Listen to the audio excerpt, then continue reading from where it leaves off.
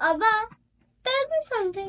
ऐसा कभी होता है कि कोई किसी की कैद में हो और आजाद होने के बाद वो अपने ही कैप्टर को गले लगाए?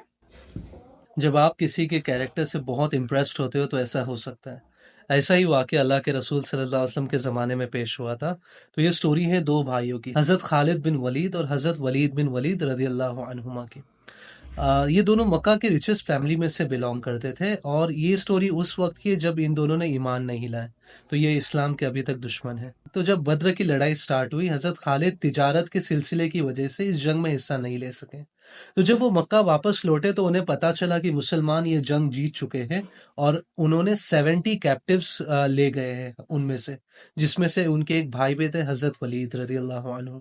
तो अब मैं आपको मदीना ले चलता हूँ, जहाँ पर ये 70 कैप्टिव्स को रखा गया है। अल्लाह के रसूल सल्लल्लाहु अलैहि वसल्लम अपने अखलाक के लिए पूरी दुनिया में, इनफैक्ट मुस्लिम हो या गैर मुस्लिम, आज तक मशहूर है।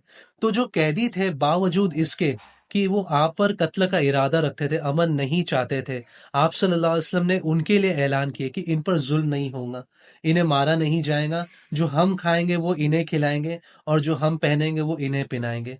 और अगर इन्हें आज़ाद भी होना है तो वो ताबून भरकर आज़ाद हो सकते हैं। तो गैस करो, जिनकी ताबून भरने की हैसियत ना हो, आपने उनके लिए क्या हल निकाले?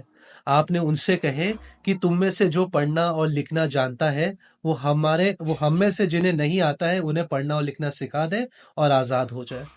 खैर, जो रैंसम की मनी होती है वो कैदी की हैसियत के हिसाब से डिसाइड की जाती है। तो इनमें से सबसे ज़्यादा रैंसम मनी हज़रत वलीद की डिसाइड हुई थी, जो थी 4000 दिनार, जो उस वक्त के लिए बहुत बड़ी रकम थी।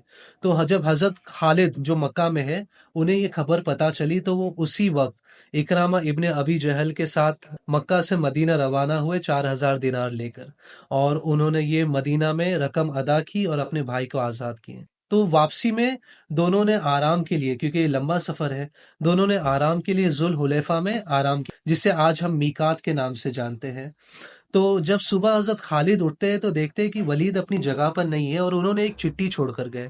तो वो चिट्ठी को पढ़ते हैं, जिस पर लिखा है, ए मेरे भाई, मैं मुसलमान हो चुका हूँ और मैं अल्लाह के रसूल सल्लल्लाहु अलैहि वसल्लम के पास मदीना लौट रहा हूँ। जस्ट इमेजिन हजरत खालिद का थॉट क्या चल रहा होगा कि मैं इतना रिस्क लेकर all the way from Mecca to Medina गया और उन्होंने ये सारी चीजें बस इसलिए की ताकि उन्हें वापस लौटना था। खैर, वो चिट्ठी को पढ़ना कंटिन्यू करते, जिसमें लिखा था, इन्नी रअयतु मिन अखलाकिल मुस्लिमीन व अखलाक रसूलुल्लाह सल्लल्लाहु अलैहि वसल्लम मालम अजीदहु इंदल कुरैश। मैं जो अखलाक मुसलमानों में, उस दौरान मैंने जो अखलाक मुसलमानों में देखा और जो आप सल्लल्लाहु अलैहि वसल्लम में देखा कि वो प्रिजनर्स के साथ किस तरह बिहेव कर रहे, इंसानों के साथ किस तरह बिहेव कर रहे, मैंने वो अखलाक किसी कुरैश में नहीं देखा।